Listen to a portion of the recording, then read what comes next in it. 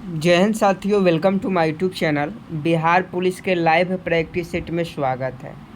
आप सभी जानते हैं बिहार पुलिस 21,391 पदों की जो परीक्षा है वो आपका 7 अगस्त से शुरू हो रहा है और इसके लिए लगातार जो है हम प्रैक्टिस सेट करवा रहे हैं क्योंकि समय बहुत कम है।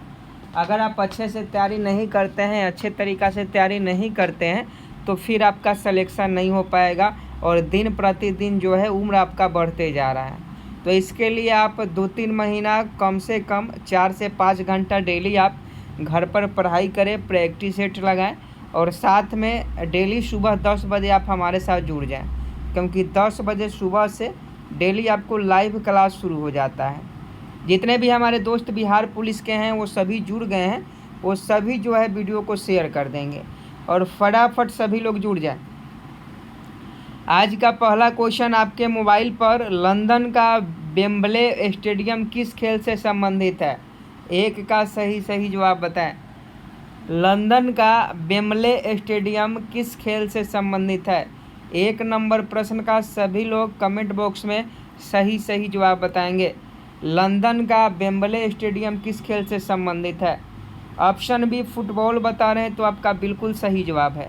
लंदन का वेम्बले स्टेडियम किस खेल से संबंधित है? फुटबॉल से संबंधित है।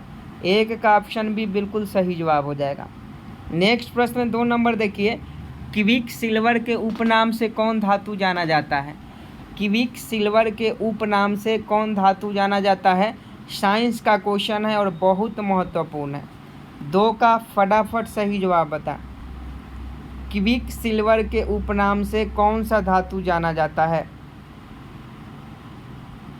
2 का अगर आप ऑप्शन सी पारा बता रहे हैं तो आपका बिल्कुल सही जवाब है, ये आपका बिल्कुल करेक्ट है। 2 का ऑप्शन सी, क्विक सिल्वर के उपनाम से कौन सा धातु जाना जाता है तो पारा जाना जाता है। पारा आपका बिल्कुल करेक्ट आंसर हो जाएगा। आगे देखिए, भारत में युद्ध टैंक कहाँ बनाए जाते हैं? 3 का सही जवाब बताएं। भारत में युद्ध टैंक कहाँ बनाए जाते हैं? बहुत ही महत्वपूर्ण है, फटाफट सही जवाब बताएं।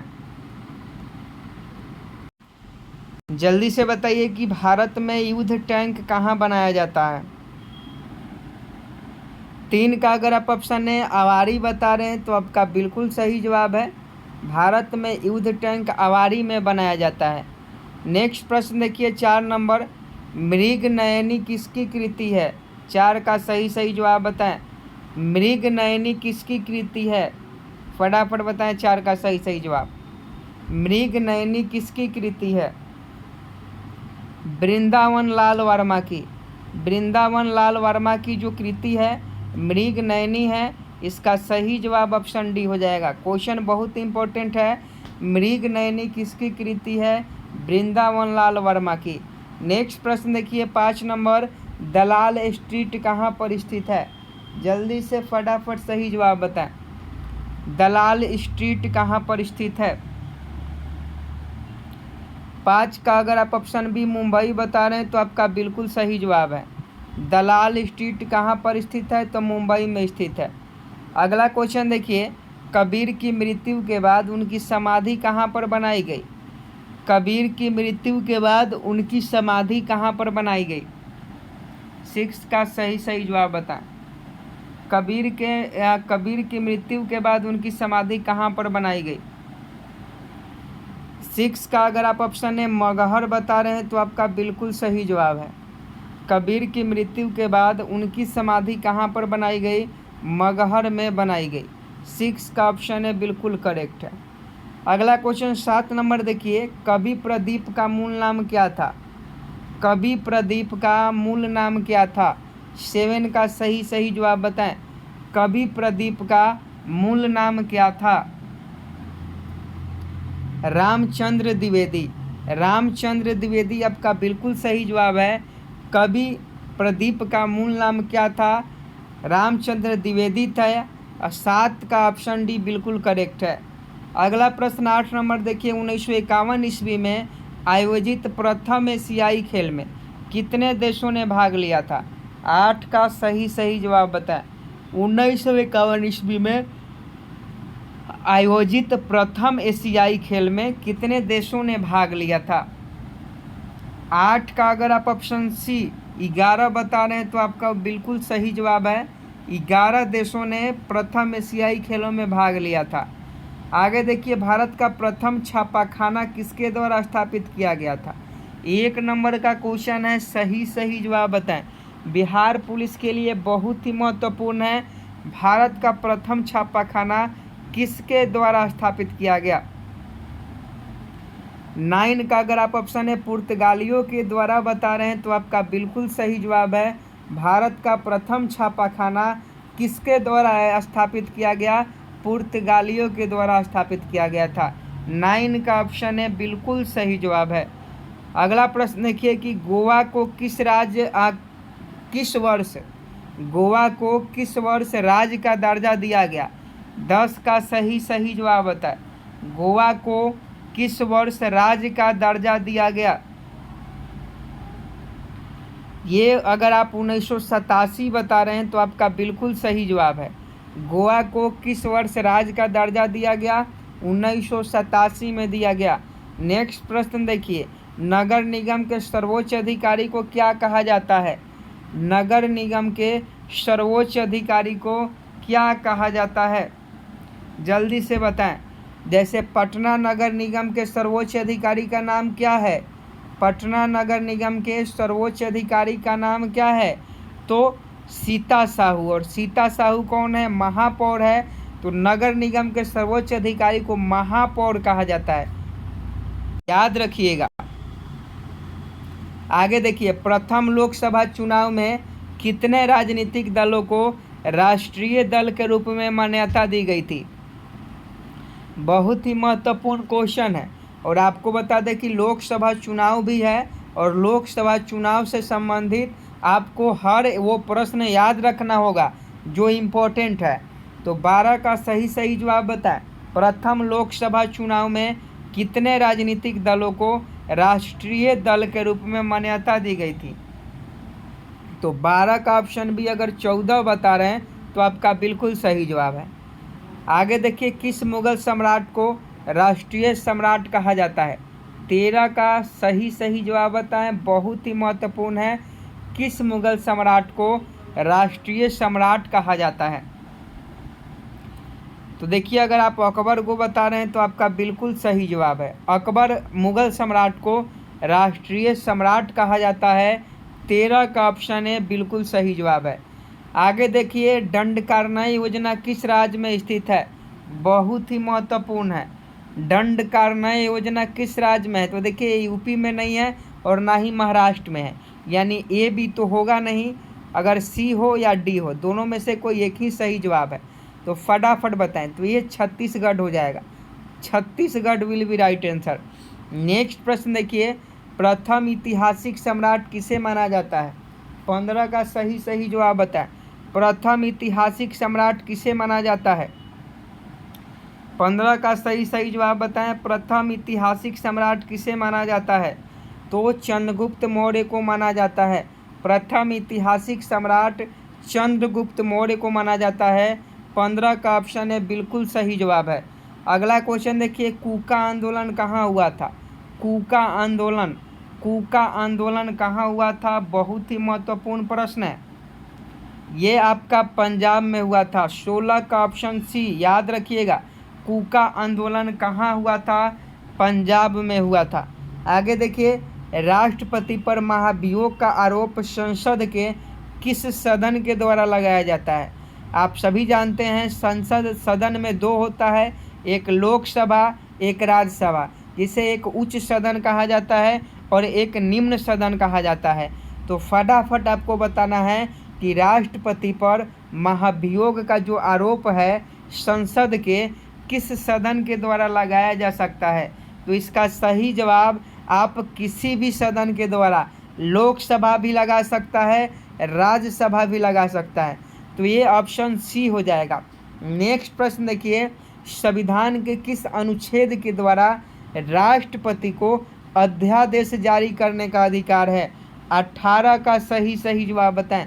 संविधान के किस अनुच्छेद के द्वारा राष्ट्रपति को रीट जारी करने का अधिकार है।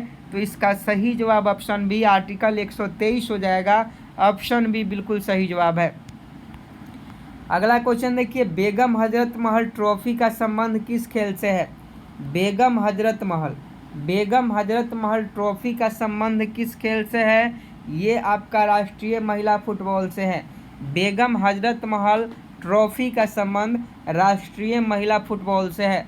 अगला क्वेश्चन देखिए, द मार्टायर पुस्तक के लेखक कौन है? बहुत ही महत्वपूर्ण है। इसका सही जवाब कुलदीप नायर हो जाएंगे। द मार्टायर पुस्तक के लेखक कुलदीप नायर है। नेक्स्ट प्रश्न देखिए, वेदांत शब्द का प्रयोग किसके लिए किया गया? वेदांत शब्द का प्रयोग आप सभी जानते हैं, वेदांत शब्द का जो प्रयोग है वो उपनिषदों के लिए किया गया। ऑप्शन बी बिल्कुल सही जवाब है। आगे देखिए, हल्दिया तेल शोधक कारखाना किस राज्य में है? हल्दिया तेल शोधक कारखाना किस राज्य में है? 22 का सही जवाब बताएं। ऑप्शन बी पश्चिम बंगाल। हल्दिया तेल शोधक कारखाना पश्चिम बंगाल में है। 22 का ऑप्शन बी हो जाएगा। आगे देखिए, जीवन बीमा का राष्ट्रीयकरण किस वर्ष हुआ था? तो ये आपका 1956 में हुआ था। याद रखने की ये बात है, जीवन बीमा का राष्ट्रीयकरण 1956 में हुआ था। आगे देखिए 24 नंबर कि दल बदल विरोधी विधेयक किस प्रधानमंत्री के कार्यकाल में पास हुआ था? जल्दी से बताएं, दल बदल विरोधी विधेयक किस प्रधानमंत्री के कार्यकाल में पास हुआ था? तो 24 का ऑप्शन डी राजीव गांधी। राजीव गांधी आपका बिल्कुल सही जवाब हो जाएंगे। दल बदल विरोधी विधेयक किस प्रधानमंत्री के कार्यकाल में पास हुआ था? राजीव गांधी के कार्यकाल में। आगे देखिए 1 डिग्री देशांतर की सर्वाधिक दूरी कहाँ पर होती है? तो 1 डिग्री देशांतर की सर्वाधिक दूरी भूमध्य रेखा पर होती है। ऑप्शन ए करेक्ट है। आगे देखिए वांडीवास का युद्ध कब हुआ था? वांडीवास का युद्ध 1760 में हुआ था। वांडीवास का युद्ध 1760 में हुआ था। नेक्स्ट प्रश्न देखिए 27 नंबर, भारतीय जनसंघ के प्रथम अध्यक्ष कौन थे? बहुत ही महत्वपूर्ण है कि भारतीय जनसंघ के प्रथम अध्यक्ष कौन थे? ये आपका डॉक्टर श्यामा प्रसाद मुखर्जी थे। डॉक्टर श्यामा प्रसाद मुखर्जी भारतीय जनसंघ के प्रथम अध्यक्ष थे। आगे देखिए ध्यानचंद हॉकी स्टेडियम कहाँ पर है? ध्यानचंद, मेजर ध्यानचंद हॉकी का जादूगर इनको कहा जाता है और ये स्टेडियम जो है लखनऊ में है। आगे देखिए जब भारत स्वतंत्र हुआ उस समय ब्रिटेन में किस पार्टी की सरकार थी? ये बिहार पुलिस 21,391 के लिए बहुत ही महत्वपूर्ण प्रश्न है। तो 29 का सही जवाब बताएं। लेबर पार्टी बिल्कुल सही है। जब भारत स्वतंत्र हुआ उस समय ब्रिटेन में लेबर पार्टी की सरकार थी। अगला क्वेश्चन देखिए, जापान को पहले किस नाम से जाना जाता था? तो जापान को पहले निप्पन के नाम से जाना जाता था। नेक्स्ट प्रश्न देखिए, आई डेयर किनकी आत्मकथा है? आई डेयर किनकी आत्मकथा है? तो किरण बेदी, IPS किरण बेदी। आगे देखिए सती प्रथा को रोकने का प्रयास किस मुगल सम्राट ने किया था? ये भी बहुत ही इम्पोर्टेंट है, कतई जहर प्रश्न। 32 का ऑप्शन है अकबर बता रहे हैं, तो आपका बिल्कुल सही जवाब है। अकबर ने सती प्रथा को रोकने का प्रयास किया था। ये देखिए नेक्स्ट है, भारत में पंचायती राज अधिनियम को कब लागू किया गया था? जल्दी से बताएं कि भारत में पंचायती राज अधिनियम को कब लागू किया गया था? ये 24 अप्रैल 1994 को। 24 अप्रैल 1994 को भारत में पंचायती राज अधिनियम को लागू किया गया था। आगे देखिए वाटर पोलो के प्रत्येक पक्ष में कितने खिलाड़ी होते हैं? वाटर पोलो के प्रत्येक पक्ष में कितने खिलाड़ी होते हैं? तो ये 7 खिलाड़ी होते हैं। नेक्स्ट प्रश्न देखिए, क्रिकेट पिच की लंबाई कितनी होती है? क्रिकेट पिच की लंबाई 20.12 मीटर होती है। आगे देखिए अकबर के दरबार में सबसे प्रसिद्ध हिंदी कवि कौन थे? अकबर के दरबार में सबसे प्रसिद्ध हिंदी कवि अब्दुल रहीम खाने खाना। रहीम के दोहे आपने सुना ही होगा। तो अब्दुल रहीम खाने खाना जो थे अकबर के दरबार में सबसे प्रसिद्ध हिंदी कवि थे। आगे देखिए USA का राष्ट्रीय खेल क्या है? USA का राष्ट्रीय खेल ये बेसबॉल है। नेक्स्ट है, भारतीय संविधान में एकल नागरिकता का प्रावधान किस देश के संविधान से लिया गया है? तो भारतीय संविधान में एकल नागरिकता का जो प्रमाण है ये ब्रिटेन के संविधान से लिया गया है। आगे देखिए, और आज का लास्ट प्रश्न है, ये होमवर्क का क्वेश्चन है। जितने भी बिहार पुलिस के हमारे साथी हैं उन सभी के लिए क्वेश्चन है। कमेंट बॉक्स में बताइएगा कि भारतीय संविधान में लोक सेवा आयोग का प्रावधान किस अनुच्छेद के तहत किया गया। ये होमवर्क का क्वेश्चन है, सभी दोस्त होमवर्क में बताएंगे।